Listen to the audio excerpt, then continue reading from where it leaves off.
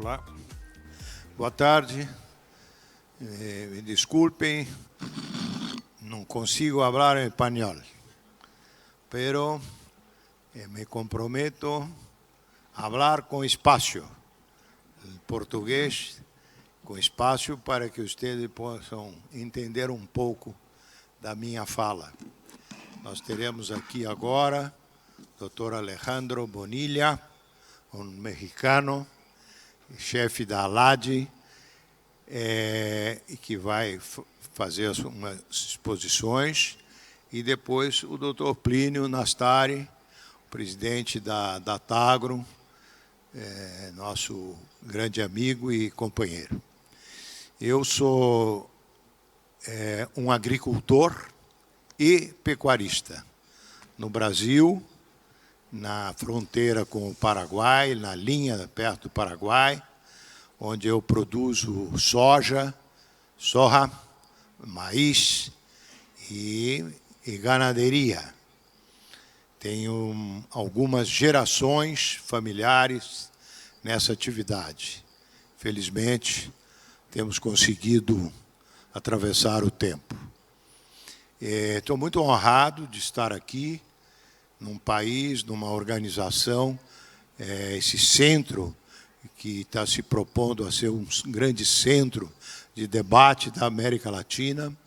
Eu, como brasileiro, como produtor, sempre procuramos, nas entidades que presidi, integrar muito esse Cone Sul. Acho isso importantíssimo.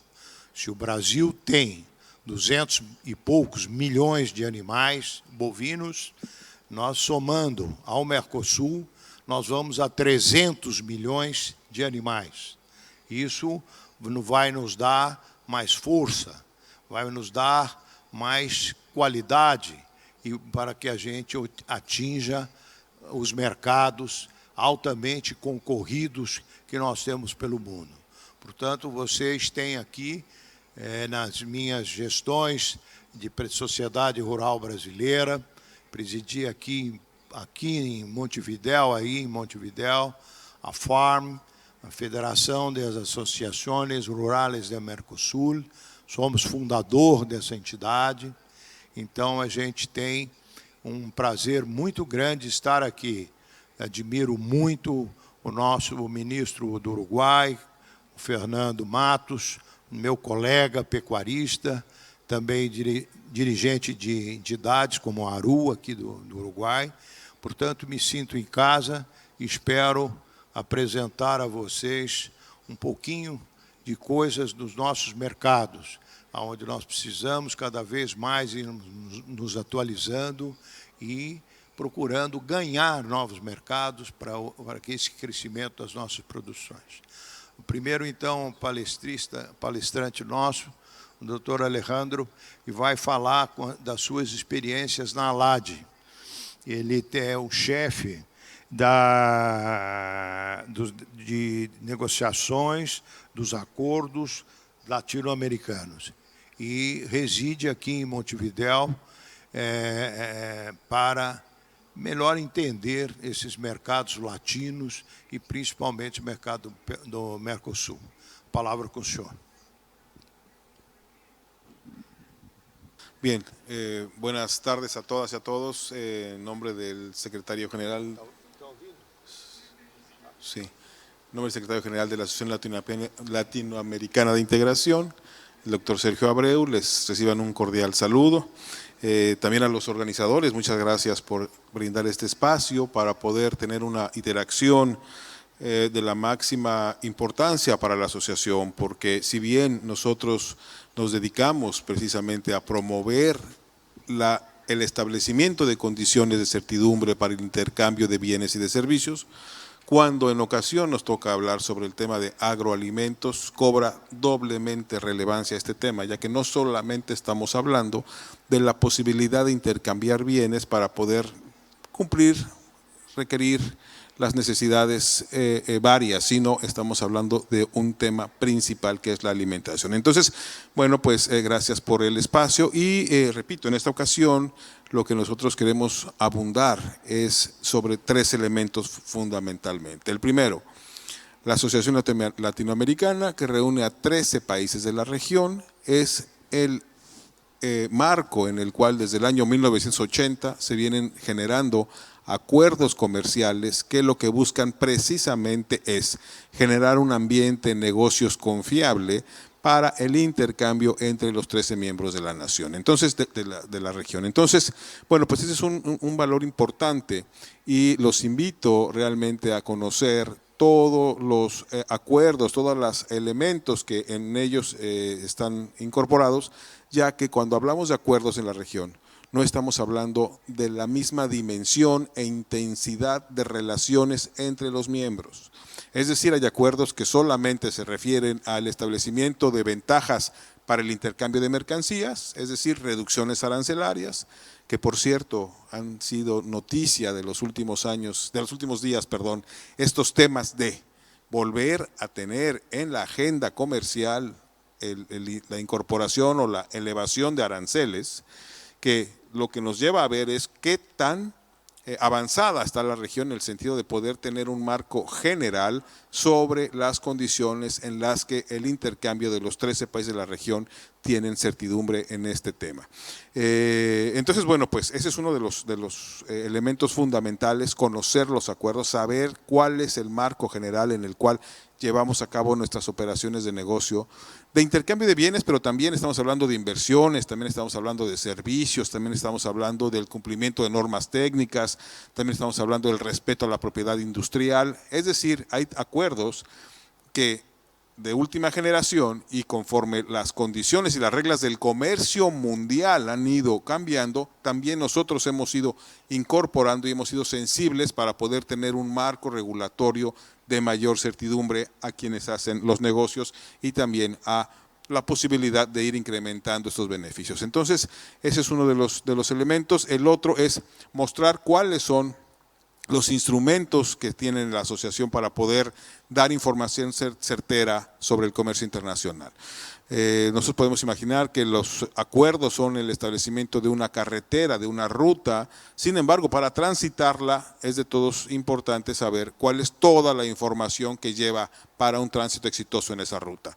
Entonces, por eso es que nosotros queremos presentar el día de hoy todos los elementos de información que están a su disposición para generar en negocios con mayor certidumbre, con menor riesgo al éxito al fracaso y garantizando el éxito. Y también, por último, las matrices de empalme que a partir del año pasado hemos tenido a disposición del usuario en general y que precisamente nos habla y nos concentra sobre la identificación de la oferta exportadora de cada uno de los miembros de la asociación, cuáles son los espacios no atendidos entre los socios comerciales, cuáles son los países con los cuales estaríamos teniendo una competencia para entrar en esos mercados y también la posibilidad de conocer cuáles son todos los elementos técnicos de normas técnicas que actualmente están requiriendo para poder entonces tener claridad sobre estas posibilidades de negocio. Entonces, este es en general el tema que vamos a estar abordando. Iniciaría la presentación con estos 8 o 9 elementos de los que ya de alguna manera me referí, y vamos a empezar con la posibilidad de identificar los bienes. Es decir, ustedes saben que en el comercio internacional tenemos varias nomenclaturas, varias clasificaciones o varios elementos de clasificación de un producto. Y no es menor este tema, porque lo que puede ser en territorio mexicano un producto con una nomenclatura identificada puede ser diferente en Brasil, diferente en Uruguay, diferente en Ecuador, diferente en Colombia. Entonces, para la generación de perspectiva de negocio, de hacer la ingeniería de la posibilidad de hacer una operación internacional, es indispensable tener una precisión absoluta sobre esto. Y la asociación precisamente ha dado apoyo, ha generado todos los elementos de correlación que nos permite con perfección identificar cuál es el producto, cómo se denomina en un mercado y cómo es que en el otro yo lo voy a encontrar, para poder identificar inclusive los beneficios arancelarios, los requerimientos técnicos. No es un tema menor, y nosotros a través de esta información que se va a quedar a disposición vamos a poder identificar todos los elementos que se han desarrollado a partir de hace varias décadas para poder ir avanzando en la identificación primeramente del producto. Cuando hablamos de comercio internacional, el tema de servicios hoy es más importante que hace algunas décadas. Más importante, ¿por qué? Porque hoy se le ha reconocido, no porque haya sido un elemento fundamental de las operaciones, sino porque hoy ya tiene un marco normativo más claro, ya tiene mayor precisión en la necesidad de ser absolutamente claros en esta identificación. Nosotros, cuando hablamos de exportaciones y de producción de alimentos, estamos hablando también de muchos servicios que están correlacionados con ellos. Entonces, bueno, pues hoy, cuando hablamos de comercio internacional, no solo debemos de pensar en mercancías, sino también debemos de pensar en todos los servicios que los circundan y la relevancia que tiene nosotros como productores, como comercializadores, como importadores, que la participación de estas empresas que se dedican, especialistas en comercio internacional, bueno, pues nos van a hacer una mejor experiencia y seguramente más eficiente en el movimiento de mercancías. Los acuerdos de la LADI, como ya les decía, tenemos más de 50 acuerdos con beneficios arancelarios. En el caso de Uruguay específicamente, tiene acuerdos de alcance parcial con 13 socios de la región, bueno, y a partir de 13 acuerdos, y también acuerdos regionales. Los acuerdos regionales en la asociación son aquellos en los que participan los 13 socios, y los acuerdos de alcance parcial son aquellos en los que uno o un conjunto reducido de socios forman parte de él. Entonces, aquí, a partir de estas fechas descriptivas que van a encontrar, es que van a poder identificar para cada país, para cada acuerdo, cuál es el contenido y la intensidad, repito, del alcance que tienen estos instrumentos. Información estadística sobre el comercio exterior. Hoy, afortunadamente, entramos a Google, buscamos exportaciones de un país a otro, es más, por algún mecanismo de inteligencia artificial podemos llegar con precisión a la información. Aquí la ventaja es que este dato que nosotros estamos generando día con día tiene que ver con la información oficiosa, con la información formal que cada uno de los países nos aporta, y entonces, bueno, tiene una característica fundamental, ser de primera mano.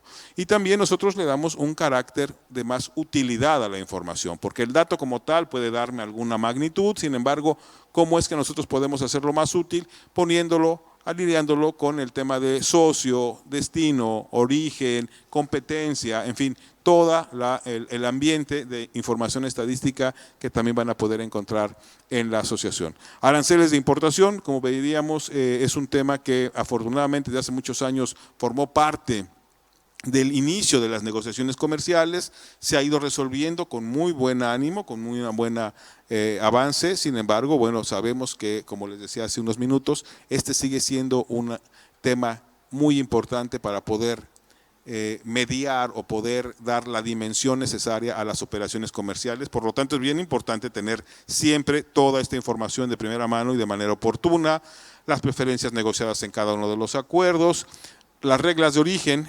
Nosotros estamos aquí hablando y escuchando de la importancia que tiene hoy día la incorporación de valor agregado a los productos, la posibilidad de transformar un producto primario en productos que tengan mayor valor agregado, mayor tecnología, generen mayor inversión, generen mayor conocimiento, desarrollo tecnológico, científico, y además participe en esta tarea de comer mejor en todo el mundo, distribuir los alimentos y comer de mejor manera. Entonces, precisamente aquí es donde cobra un valor importante el conocer cuáles son las posibilidades y la necesidad y la conveniencia de integrarnos a las cadenas productivas, a las cadenas de valor.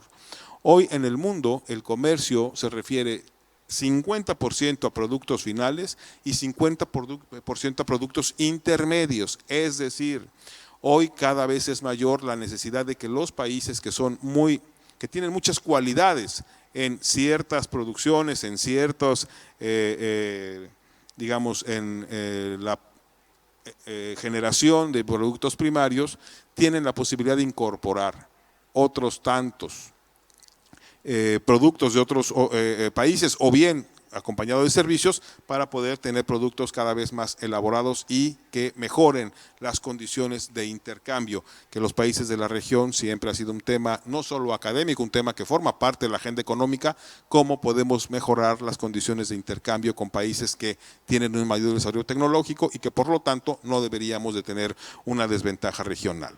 Entonces, toda esta información existe en una denominada consulta integrada que van a encontrar en la página de la Asociación Latinoamericana de Integración, en donde van a poder identificar mercado origen, mercado destino, valor de las exportaciones, requerimientos técnicos, que este requerimiento técnico la asociación día con día va a las gacetas de cada uno de los 13 países, identifica cuáles son las medidas que están en ese momento publicando, las clasifica y dice cuál es el vector de productos a los cuales les aplica y la pone a su disposición. Este es un servicio de forma gratuita, de forma permanente, que realmente deberá de ser aprovechado para quienes tenemos la posibilidad de actualmente incorporarnos a las nuevas Constitución Mundial de producción, comercialización, incorporación de cadenas de valor.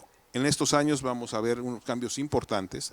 Después de la pandemia ya hemos empezado a ver cambios relevantes, pero hoy con todos estos, acompañado de todos estos problemas o de elementos políticos que dictan en la región y en otros continentes, bueno, pues tendremos que estar atentos para poder reaccionar oportunamente. Los que reaccionan de manera más rápida seguramente que tendrán la manera de permanecer y de ganar espacios que hoy en día no forman parte de su agenda.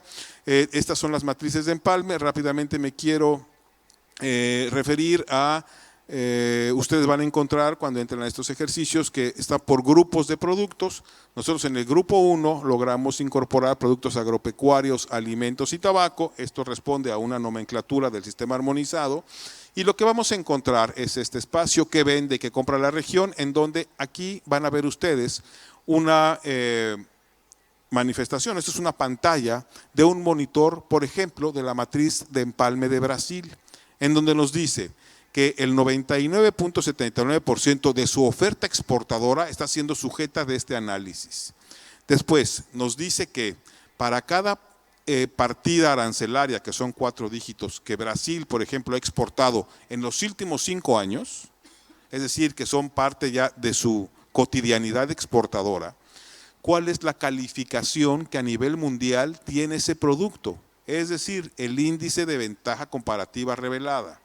¿Cómo es que este producto exportado desde Brasil al mundo tiene una participación destacada en el mercado? Y ese es un índice que vamos a poder encontrar aquí, junto con otro que dice cuál es el espacio de los 12 países restantes de la región que no está siendo atendido por las exportaciones brasileñas. En este caso Brasil, pero así para cada uno de los 13 países. Entonces, lo que va este ejercicio a decirnos es, tienes productos exitosos, tienes espacios en la asociación no atendidos y nos va a decir también quiénes son los países con los que deberíamos de competir en esos mercados. En el cuadro que está en el centro ustedes van a encontrar el caso del producto arancelario 01, cuáles son los mercados que en Argentina, en Brasil, en Chile no se están ocupando, no se están atendiendo y quiénes son los países que están atendiendo primordialmente esos mercados. Esta información en la parte de ingeniería de negocio, en la parte de perspectiva y de viabilidad de operaciones, les recomiendo mucho que lo vean. Esa es parte del objetivo de que para cada uno de los casos, aquí tenemos la matriz de empalme Uruguay con esa misma dinámica y por ejemplo el caso específico de un producto uruguayo que es la partida 0402, nos dice que el índice de ventaja comparativa es de 51.55, la teoría dice si es 1 o mayor a 1 es competitivo, por lo tanto este índice, muchas gracias, nos permite ver que estamos hablando de productos con destacada participación y reconocimiento internacional, un espacio importante de mercado regional no atendido, por lo tanto, si nosotros hacemos un esfuerzo por resolver el posicionamiento de ese producto en la región, que ya tiene además una cualidad y una capacidad destacada, vamos a tener beneficios obviamente para toda la región en términos de intercambios en mejores condiciones. Ustedes acuérdense que las empresas, los empleos relacionados con el comercio internacional son 1.3 veces mayores que los no relacionados con el comercio. En este momento estamos hablando de beneficios en la alimentación, en el comercio y en la manera de hacer crecer nuestras economías desde lo más interno, refiriéndonos a el trabajo y a la capacidad productiva. Entonces, bueno, pues esto es parte del ejercicio, es parte de lo que queríamos mostrarles, y esta presentación va a quedar a disposición para que evidentemente puedan, ante cualquier duda, acudir a nosotros. Muchas gracias.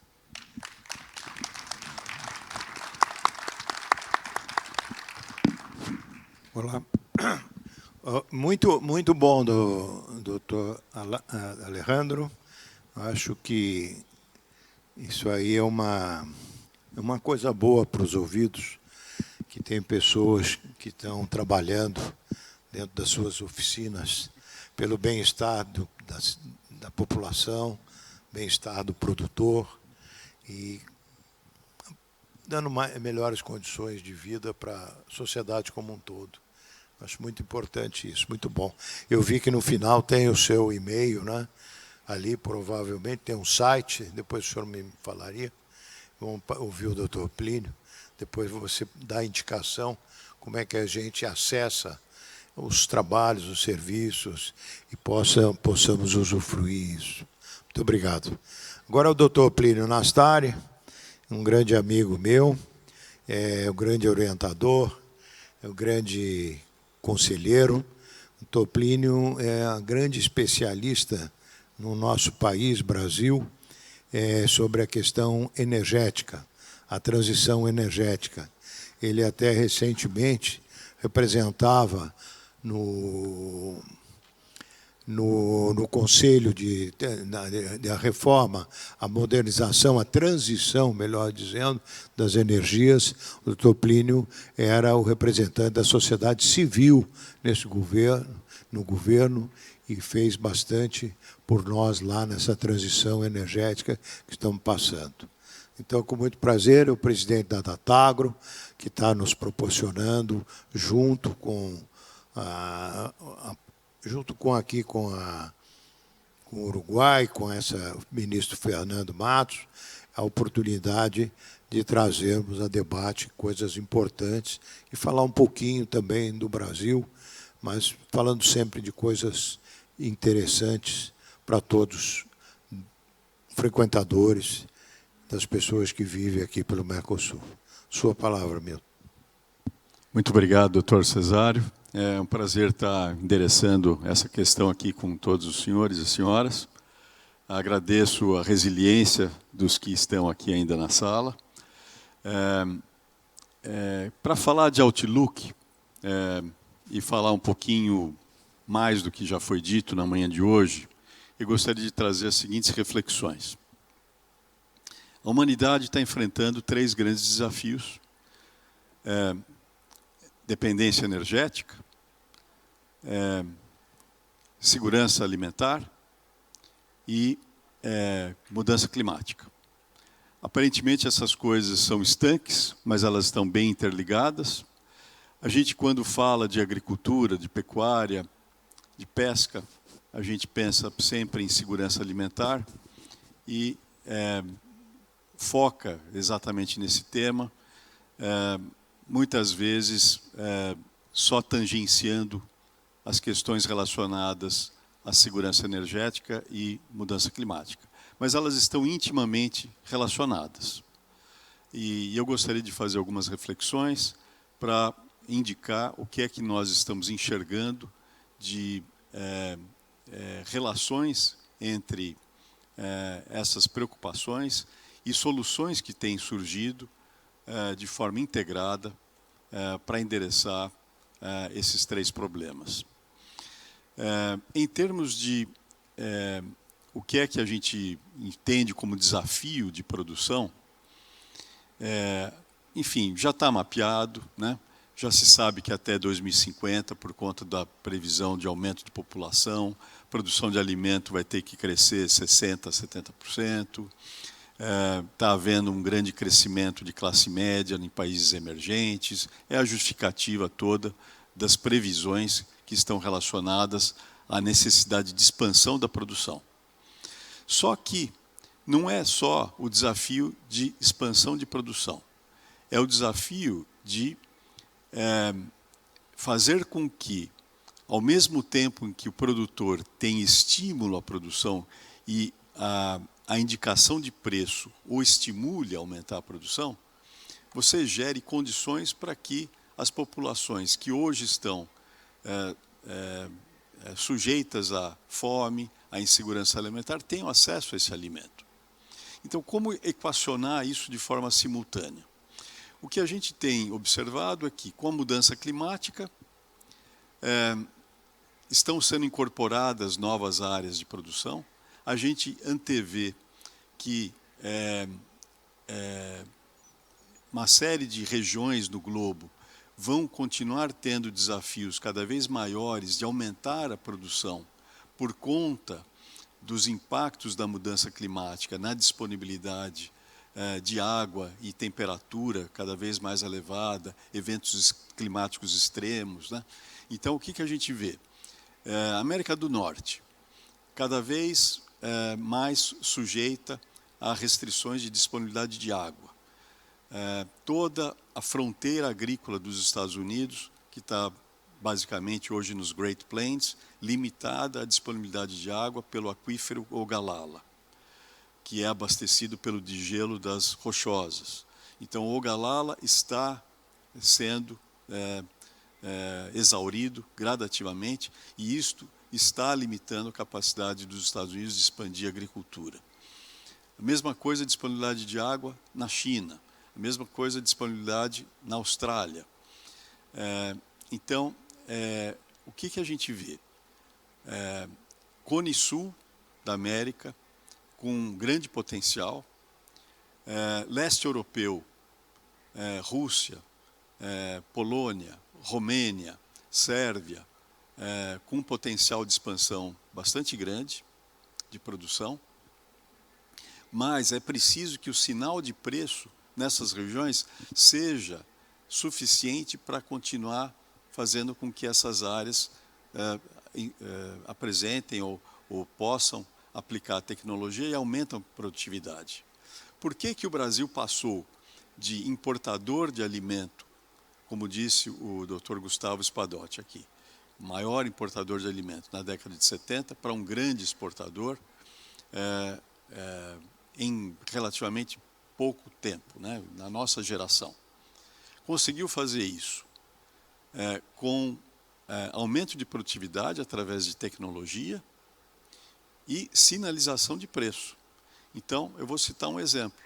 Produtividade de milho no Brasil, na década de 70, era 1,7 toneladas por hectare. Hoje, em média, 5,6. Ainda abaixo da produtividade dos Estados Unidos, média, que está em 11,5. No entanto, no Brasil, milho de verão, a gente já enxerga produtores atingindo produtividades de 8,5, 9 toneladas. Mas por que a média do Brasil é 5,6? E o que a gente antevê? Para onde poderá ir o Brasil? Ora, é 5,6 porque a grande produção é de milho safrinha, que é uma produção marginal que ocorre principalmente depois de soja, onde não se aplica a tecnologia na sua plenitude. É uma produção que usa o mesmo insumo, fertilizante, produtos de proteção de cultivo, da soja. Então, essa produtividade é mais baixa, e isto é que gera essa produtividade de 5,6. Só que, como é que a gente faz para os 5,6 virarem 8 ou 9? E irão virar, valorizando a produção. E como é que a gente valoriza a produção? E a gente vê potencial de valorização de produção, não só pelo que está acontecendo no Brasil, na Argentina, e deve começar a acontecer cada vez mais nos países que têm potencial de expansão, que estão no leste europeu, junto com o Cone Sul. Através da industrialização do grão. É através da industrialização da soja, do milho, que você acaba gerando mais valor agregado, que estimula o aumento de produção e a aplicação de mais tecnologia. Esse aumento do valor agregado que vai fazer com que a produção do milho safrinha não seja mais marginal e os agricultores vão começar a aplicar mais tecnologia, vão começar a colocar fertilizante, colocar proteção de cultivo. Então, como é que a gente cria políticas públicas para fazer com que esse aumento de produtividade se materialize? Ora, através de integração de cadeias produtivas. Então, a observação que nós temos tido, o caminho para fazer com que o aumento de produção se materialize, é o caminho que leva à valorização do produto para que o produtor aplique a tecnologia disponível.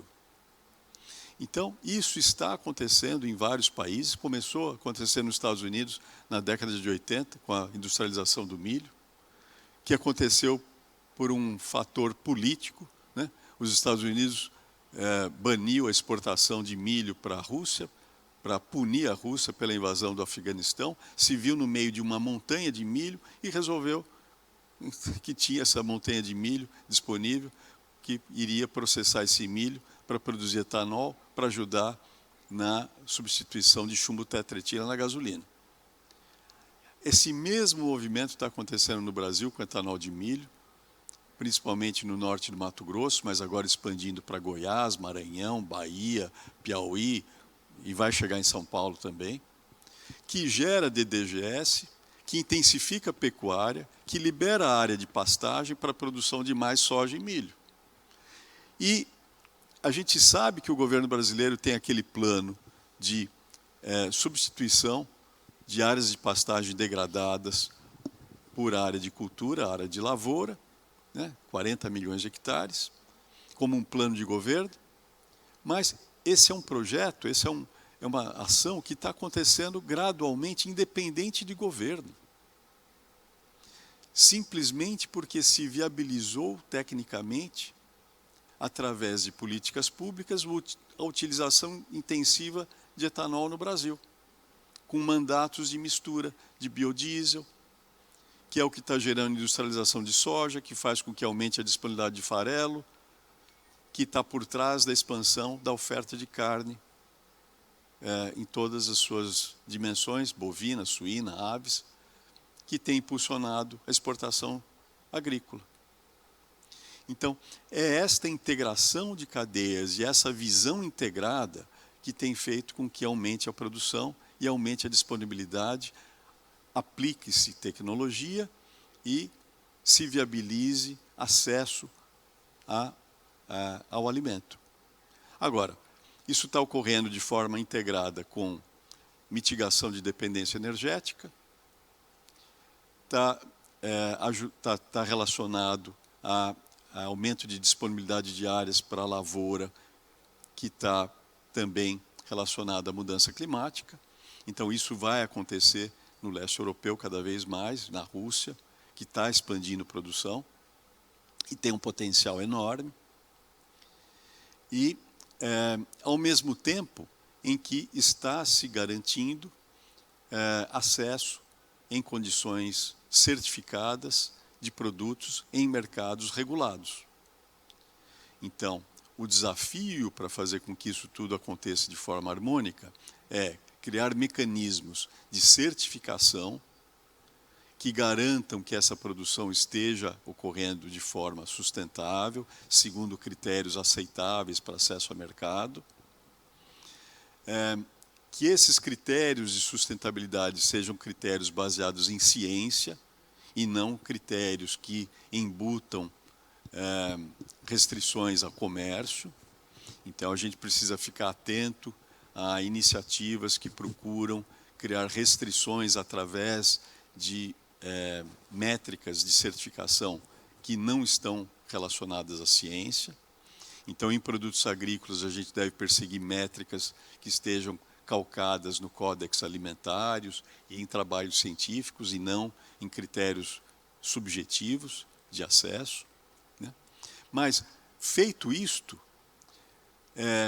se resolve o grande problema, que é o problema de valorizar o produto que está sendo gerado, agregando renda, fazendo com que o produtor esteja estimulado a aumentar a produção. E é isto que a gente tem observado, que são os fatores que diferenciam os países na sua capacidade de tirar a tampa que impede o desenvolvimento dos seus potenciais, sem muita intervenção direta. A intervenção tem que ser na forma de criar os mecanismos que deem sustentação para realização desta certificação e para esta valorização da produção. É assim que a gente vai conseguir cumprir o desafio de aumentar a produção e atender o desafio de fome e insegurança alimentar. Mas isso está ligado à mitigação de dependência energética e a superarmos os desafios de mudança climática. Então, eu gostaria de encerrar essa reflexão dizendo que é papel de todos nós ajudarmos nessa construção, fazendo com que não só sejam desenvolvidas e disseminadas práticas agrícolas e tecnologias, mas também regulações eficientes que ajudem a valorizar a produção agrícola e pecuária para que ela continue impulsionando esse desenvolvimento. Então, não basta só ter água, terra, gente capaz, é preciso que a gente tenha regulação eficiente, com intervenção mínima, mas regulação eficiente que viabilize esse processo acontecer.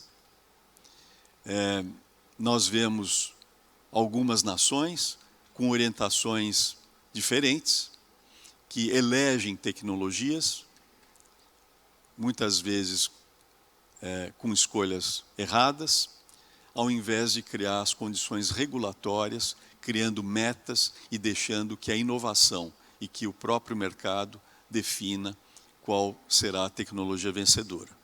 Nós acreditamos que é a segunda opção, não da escolha da tecnologia, porque é o mercado que vai escolher a tecnologia vencedora, mas criando as condições e definindo as metas a serem perseguidas de longo prazo, que deve ser a forma correta para que se aproveite esse potencial. É o caso de Israel, né, que está lá no deserto e produz e exporta laranja, banana, tomate, né, para a Europa. É o caso do projeto da Canal Sugar lá no Egito, no Areião, deserto, areia branca, tá certo? Está produzindo beterraba açucareira, 1 milhão de toneladas de açúcar no meio do deserto no Egito. Mas isso tudo baseado em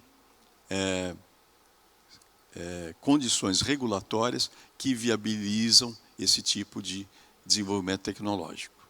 Então não adianta, como existe em muitos países da África, você ter todas as condições de desenvolvimento e vai continuar tendo fome se você não criar as condições para que esse desenvolvimento ocorra de forma eficiente. Então é essa reflexão que eu queria colocar, e é isto que a gente procura fazer no Global Agribusiness Forum, é de discussão não só de tecnologias, mas de condições e políticas públicas apropriadas para promover o desenvolvimento da produção.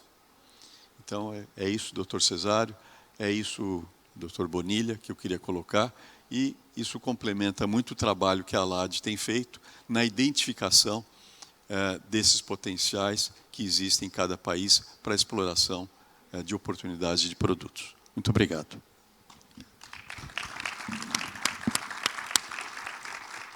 Obrigado, Plínio.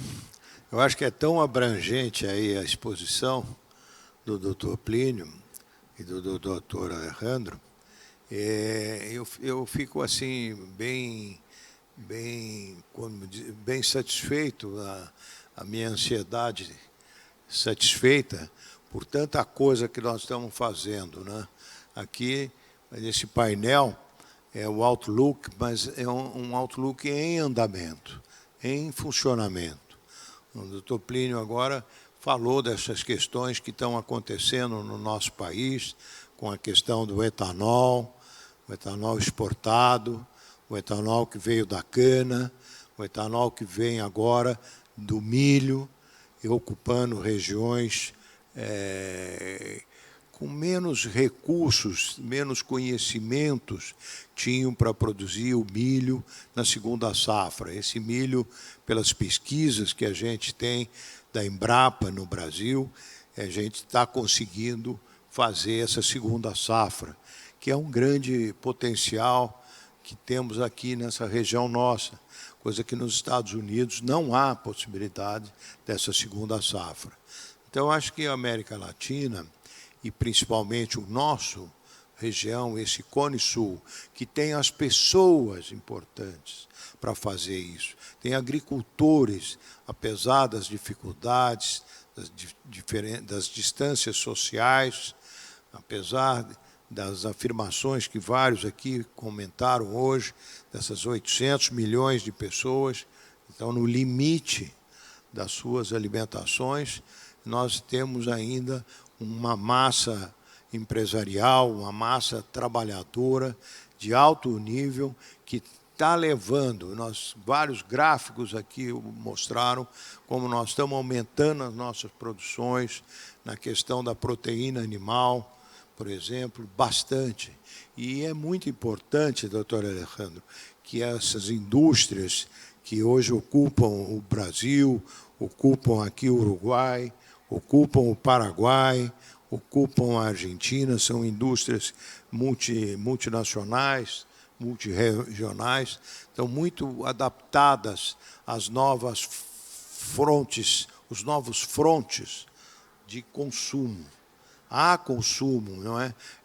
Há uma grande elevação, nós temos o crescimento demográfico, mas nós temos um grande crescimento na renda das pessoas, principalmente na Ásia.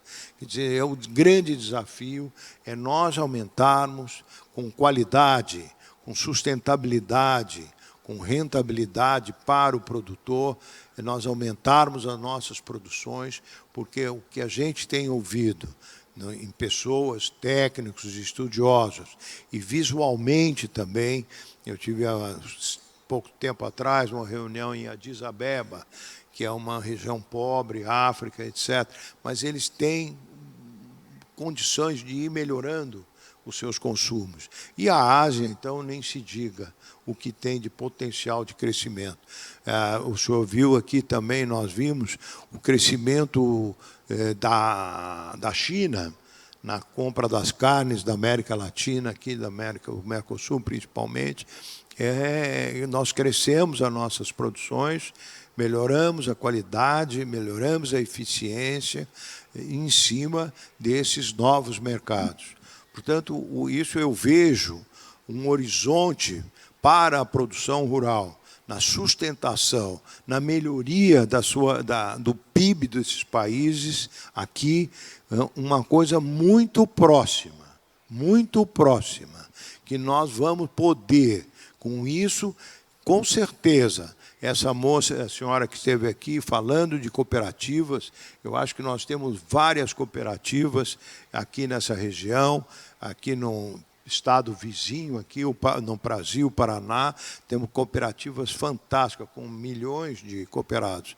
Então, acho que a gente vai poder melhorar essas rendas, porque nós temos os mercados, isso vai propiciar melhoria na qualidade de vida de uma situação produtor frágil, as chamadas agriculturas familiares, com certeza.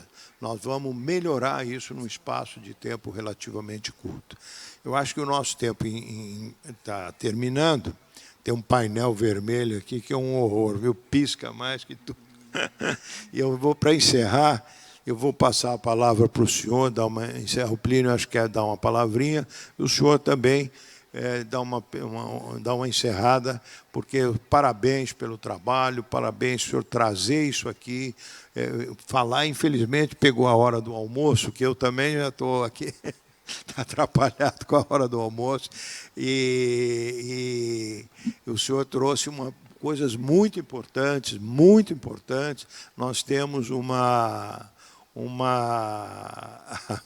está sinalizando que acabou, mas um minutinho, o relógio brasileiro é um pouquinho mais lento, mas tá bom. Obrigado aí, e já me despeço, o senhor, por favor, dá uma encerradinha rápida, e o Plínio também. Obrigado. Sí, muchas gracias, Sario, por toda esta información y el entorno que se da la conversación. Solamente decir que todo el ambiente comercial es necesario para avanzar en esta materia, pero no es es suficiente, pero no es solamente por una arte de magia que va a dar. Esto siempre tenemos que hilarlo con políticas públicas, consistentes, con agenda comercial, con agenda política, y sola la comunión del interés de la industria, de los facilitadores y de las agendas públicas de cada uno de esos países que podemos avanzar en este sentido. Y bueno, pues esto es una culminación para precisamente tener elementos de discusión formal con las diferentes instancias y bueno, pues avanzar todos en conjunto. Muchas gracias. Gracias. Muito obrigado, doutor Cesário. Eu acho que a chave disso tudo é a compreensão do problema e a existência de lideranças capazes de trazer essa transformação. E é através disso, com lideranças como a sua, do Alejandro, e de personalidades como o ministro Fernando Matos, que a gente vai conseguir continuar avançando. Então, muito obrigado. E eu acho que se você quiser encerrar o painel... Vamos encerrando com muita honra, nossa fiscal ali. E parabéns, eu também queria parabenizar aqui o Uruguai por sediar isso, trazer todos esses debates para cá. Isso vai crescer pelo mundo aí, vamos crescendo. Parabenizar o ministro Fernando Matos e parabenizar também o ministro brasileiro, o Fávaro, que está aqui numa reunião do Mercosul, agora com os outros ministros. Então, parabenizar a todos. Nós temos também no Brasil um bom ministro que está bem envolvido, que é agricultor. Isso aí é importante. O nosso ministro é agricultor, lá no Mato Grosso, 2.000 hectares de soja, e o Fernando Matos também é pecuarista, produtor. Então, é uma honra para mim, que sou produtor, ter ministros agricultores que estão cumprindo bastante o seu serviço, e o desejo nosso. Um abraço a todos e obrigadíssimo. Prazer.